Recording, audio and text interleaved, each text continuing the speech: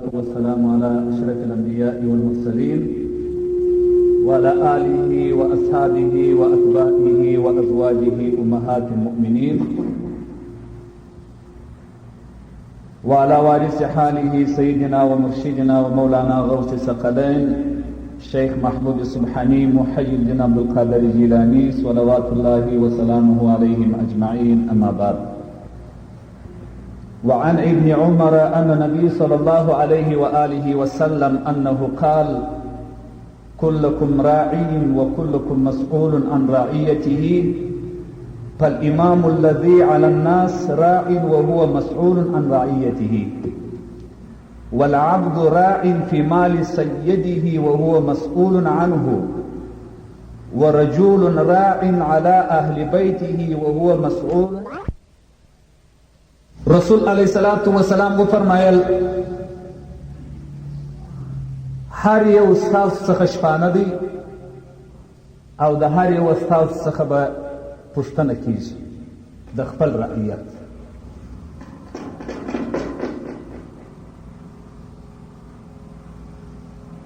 فالامام الذي على الناس راع، خلق باندې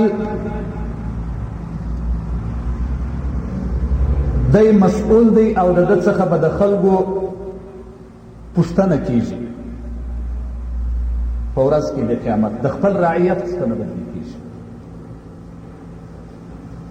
والعبد راع في مال سیده وهو مسؤول عنه، مریی چې دی ساتونکی د مال د خپل بادار دی او د ده څخه به پوښتنه په ورځ د آخرت د ده د مال څخه کیږي. ورجل راع على اهل بیته وهو مسؤول عنهم، سړی نارینه د خپل اهل د خپل کور د ښځو د اولادو مسؤول دی او په ورځ د آخرت به پوښتنه ځینې کیږي. د پاچا څخه پوښتنه د مملکت د خلکو کیږي، د مرئي څخه د بادار د مال پوښتنه کیږي، د نارینه څخه د کور د ښځو د اولادو پوښتنه کیږي. ښځه په کور کې هم حجاب او ستر لري، پر بیابان یې هم لري. مسؤول د ښځې هغه ولی دی چې تصرف د ښځې د ده په لاس کې وي. که ښځه و داسې شي ته ایله کړي چې هغه د شریعت څخه مخالفت وکړي، په ورځ د آخرت پوښتنه الله عز وجل د دغه میړه څخه کوي. حضرت رسول علیه الصلاة والسلام مبارک فرمایي: زه چې په شپه د معراج و جهنم دوژخ ته ولاړلم، جبرائیل امین بوتللم، مالک د دوژخ را سره و. ما په دې جهنم دوژخ کې اکثره ښځې ولیدلې چې په عذاب باندې مبتلا وې. علیه السلام د ښځو د عذاب د جهنم دوژخ بیان کوي. تاسو خپل فکرونه ورته راجمع کړئ.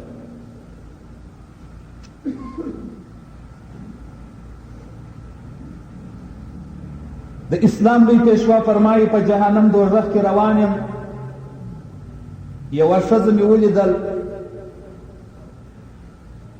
دا ښځه په ژبه باندې د اور په سیخ باندې ځړېدله په دا جهنم دوژخ کې. لاسونه یې تر شا وتلي وه، کالي د اور یې اغوستې وه دې ښځې. نو مې و مالک ته د دوژخ وویله چې یا مالک، دغه ښځه چې په ژبه باندې د اور په سیخ باندې ځړېږي، لاسونه یې د شا وتلي دي او کالي یې د اور اغوستي دي، دې څه ګناه کړې وه په دنیا کې؟ مالک راته وویل: حبیبه، دغې ښځې خپل زوی ته، خپل اولاد ته تربیت او ادب نه ور زده کاوه، خدای تعالی عز وجل دغه عذاب ورکړ. یعنی تر هغه ساعته پورې چې کوچنی په کور کې وي او ښځه ادب ور زده نه کړي، تربیت ور زده نه کړي پر صحیح لار باندې، هم په عذاب باندې مبتلا کېږي چې علیه الصلاة وسلام په جهنم دوزخ کې ولیدل. علیه السلام فرمایي روان یم بله ټولۍ د ښځو مې ولیدل، دې ښځو د خپل بدن څخه به یې غوښې جلا کولې، د اور نوکان یې وه، په دغه د اور په نوکانو یې دا غوښې د بدن څخه را جلا کولې. دغه عذاب ورته و په جهنم دوزخ کې. نو مې و مالک ته وویله چې یا مالک دغه ښځې چې په نوکانو دا خپلې غوښې د بدن را جلا کوي، دې کومې ګناوې کړې وې په دنیا کې؟ دا کومې ښځې دي؟ والحبیبه دا هغه ښځې دي چې خپل ځانونه به یې د نامحرمو خلکو څخه نه ساتل، نه به یې مخ د نامحرم څخه پټاول، نه به یې سر غیښتان پټول، او نه به یې نور بدن و ځیګر پټاوه. دا هره مسئله او دا هره وینا تفصیل غواړي، خو هغه تاسې بیا د ځان سره فکر کوئ چې اوس څه حال دی. علیه السلام فرمایي بله ټولۍ د ښځو مې ولیدل، په دې دوزخ کې دواړه لاسونه د دې ښځې په ژبه پورې موښتي وه او پښې یې په تندي پورې موښتي وې، مارانو لړمان په دې ښځه پورې موښتي وه. دې مارانو و لړمانو دا ښځه وهلو چې چل وخوړلی، په دې عذاب باندې مبتلا و. و مالک ته مې وویل د دوزخ چې یا مالک دې ښځو په دنیا کې څه ګناه کړې وه؟ مالک الحبیبه دا ستا د امت هغه ښځې دي چې اودس به یې تازه کاوه، سم به یې نه تازه کاوه، فقط اوبه به یې پر دا خپلو اندامو باندې اچولې، ترتیب د اوداسه به یې په صحیح معنا باندې نه ادا کاوه، اودس یې سم نه تازه کاوه. علیه السلام فرمایي تر دې ښځو چې تېر شولم بله ټولۍ د ښځو مې ولیدل، په دې جهنم دوزخ کې د اور په تابوت او صندوق کې دا ښځې اچول سوي وې، په ژبه ګونګیانې وې، ملوکو د عذابو یې ژبې ورپرې کولې، په غچي باندې د اور، په غوږو باندې کڼې وې، په سترګو ړندې وې. نو مې و مالک ته د دوزخ وویل چې یا مالک دې ښځو په دنیا کې څه ګناه او جرم کړی و چې رب العالمین په دې عذاب باندې اخته کړي وي؟ مالک د دوزخ راته وویل ای سید البشر حبیبه دا هغه ښځې دي چې زناوې یې کولې، په هغه زنا سره به یې کوچنی پیدا سو، نو به یې خپل میړه ته ورښکاره کاوه، ورته ویل به یې چې دا زما استاد زوی دی. دا هغه ښځې دي.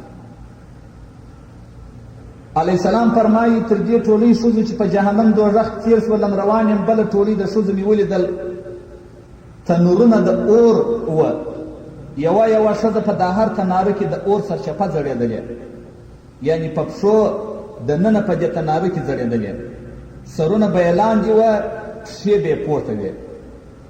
نو مې مالک ته د دوزخ وویل چې دې ښځو څه ګناه کړې وه په دنیا کې؟ مالک الحبیبه دا ستا د امت هغه ښځې دي چې په کور کې بیا بېګانه سړی و، راتلی به و دې کور ته، دې به مخ نه ځنې پټاوه، دې به ستر نه ځنې کاوه. مراد د نامحرمه څخه هغه کسان و اشخاص چې ما په تېره هفته کې یا په هغه بله هفته کې تاسو ته وویل چې د اکا زوی و، د خاله زوی و، دا ګرد نامحرم کسان، لیور و، د ماما زوی و، ماما و، دا ټول څخه به مخان پټېږي.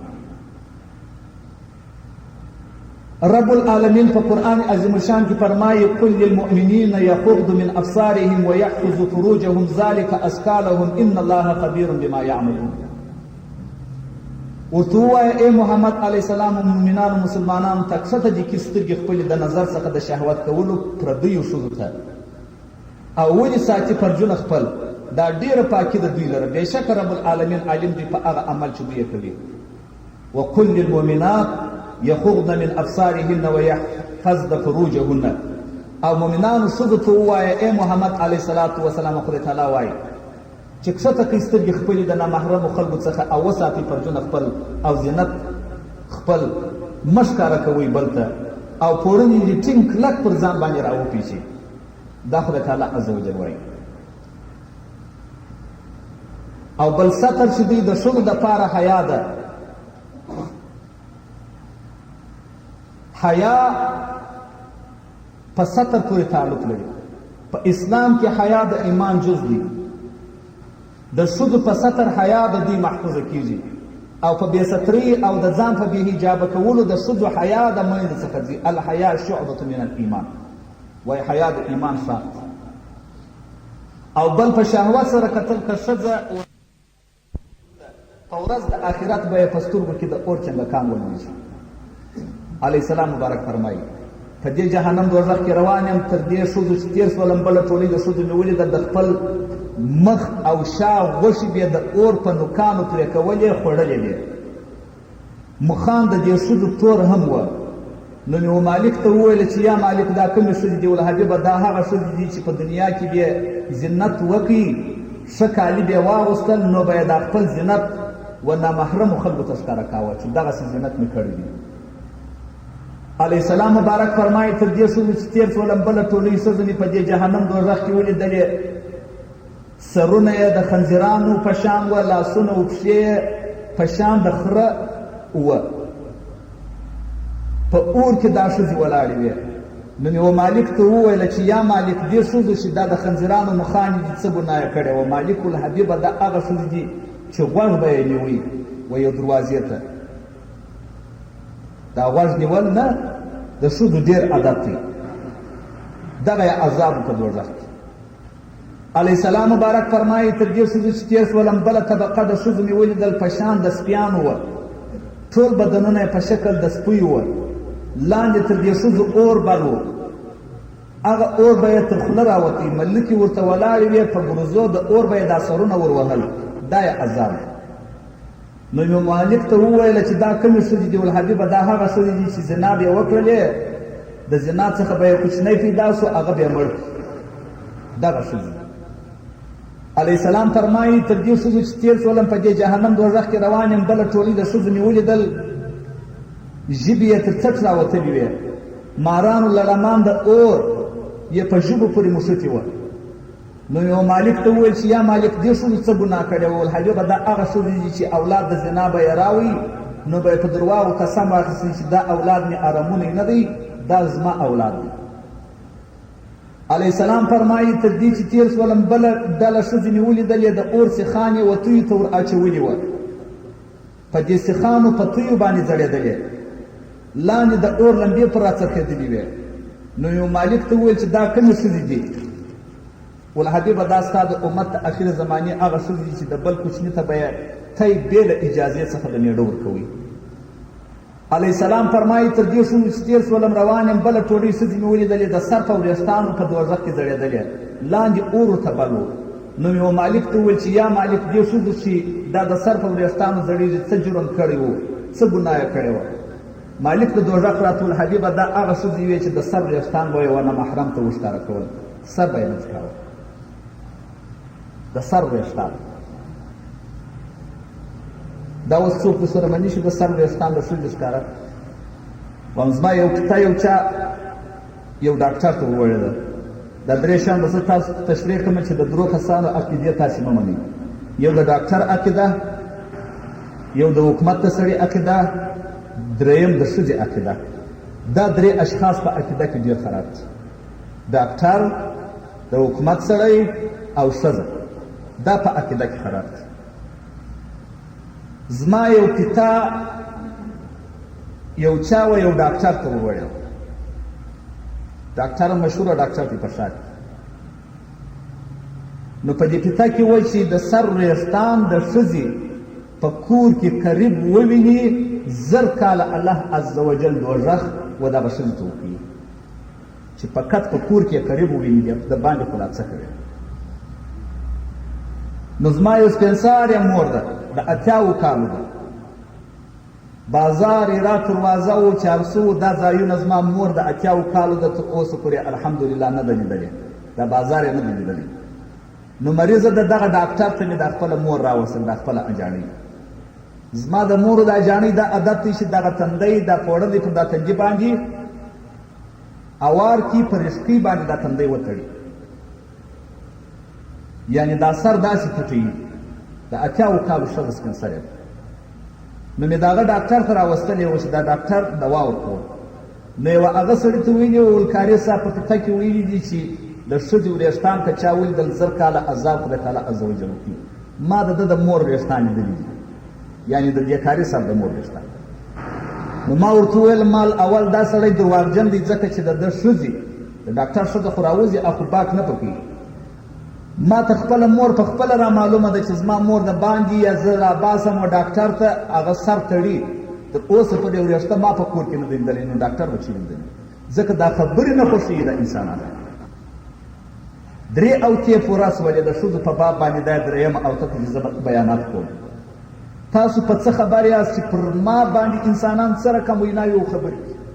زه وایم چې نه مو پرېږدم، رسوا کوم. یو شریعت مقدسه دی، اسلام دی، قرآن دی، حدیث دی، فقه ده. یو زموږ ستاسو اصطلاحوي دي، زموږ ستاسو کارونه دي چې موږ تاسو یې کوو. دا هر څه چې زه وایم تاسو ټولو ته بهتره معلومیږي چې هغه ټوله په موږ کې وجود لري.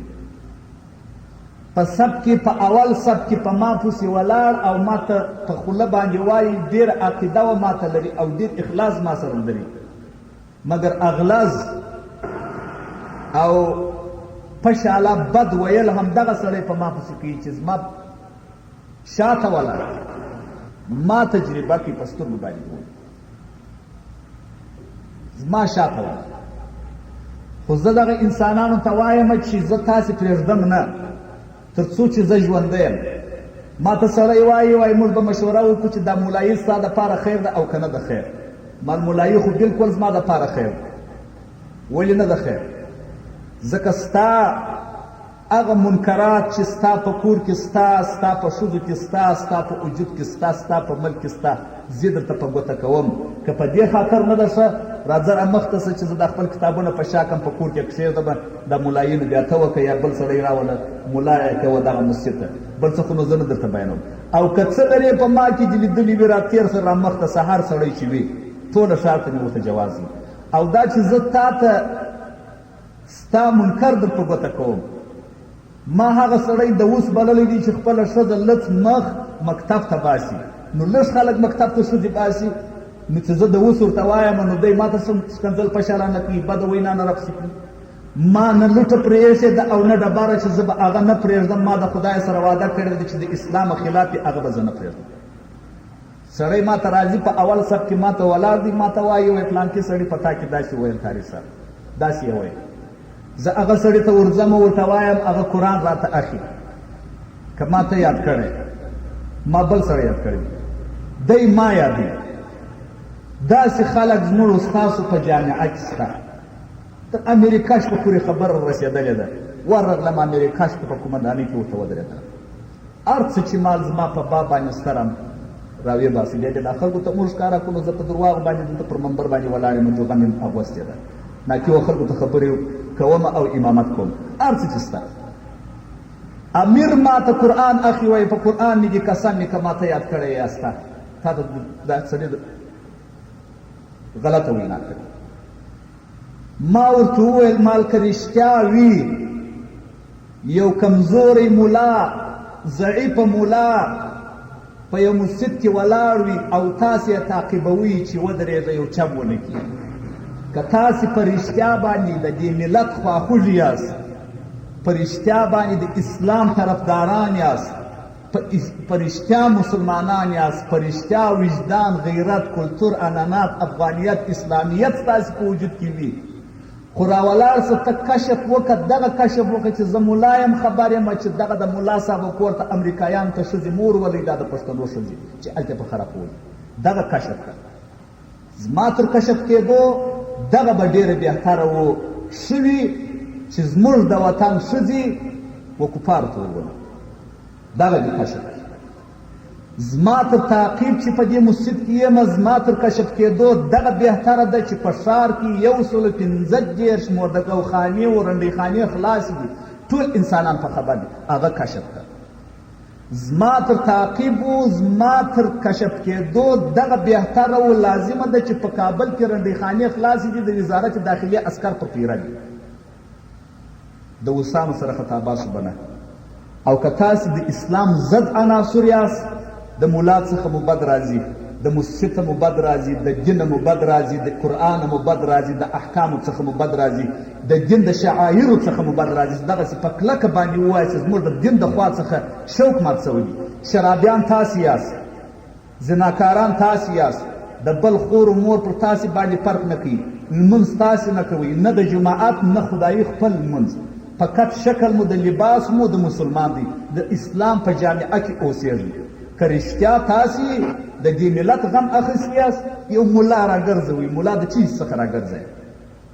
زه دا خلکو ته وایم، دغه بېوقوفو انسانانو ته، دغه بې حیا بې غیرتو انسانانو ته دا پر منبر باندې وایم، بیا را مخته سئ هر څه چې په ما باندې کوئ. یو انسان یو خوی لري، ټوله چمونو نو زه نسم کولی. هلک زه کوم، ښځه زه کوم، امریکایي زه یم، د حکومت سړی زه یم، په سازو کې غزلې زه وایم، میدان زما په لاس کې دی، د حکومت جاسوس زه یم، د خالد جاسوس زه یم، دا ګردونو د لګانو زه نه یم، په داګره شانو زما ولاکه په واسه پوره ده. یو شی به کوم، هغه شی ته تعقیب کړي او بیا یې ښکاره هم کړي.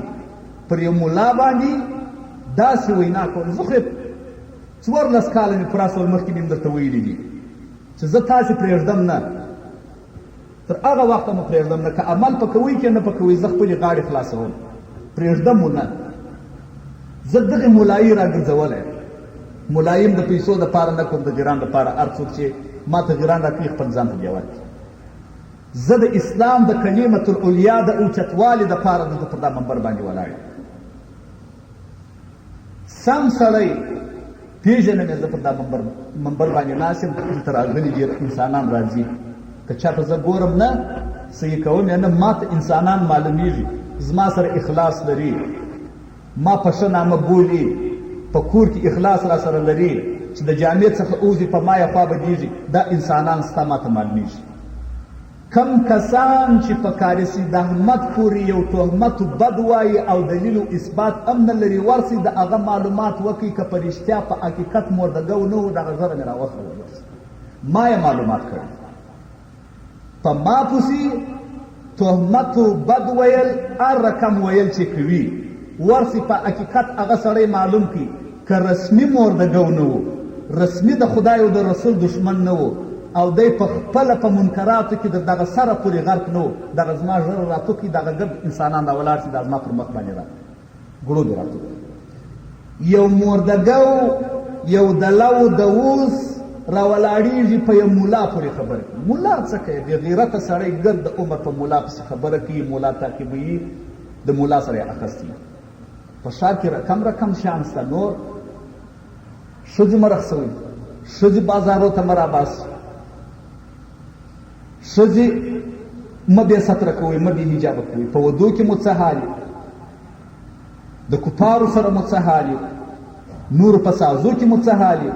ملا خو 15 وخت دلته ولاړ دی، 15 وخته لمونځونه درکوي. چې یو شی دې پکښې ولیدی، ظن المؤمنین خیرا ما یرا شره، علیه السلام وایي تر څو پر مؤمن باندې د خیر ګمان کوه، تر څو پرې چېرته شر وي.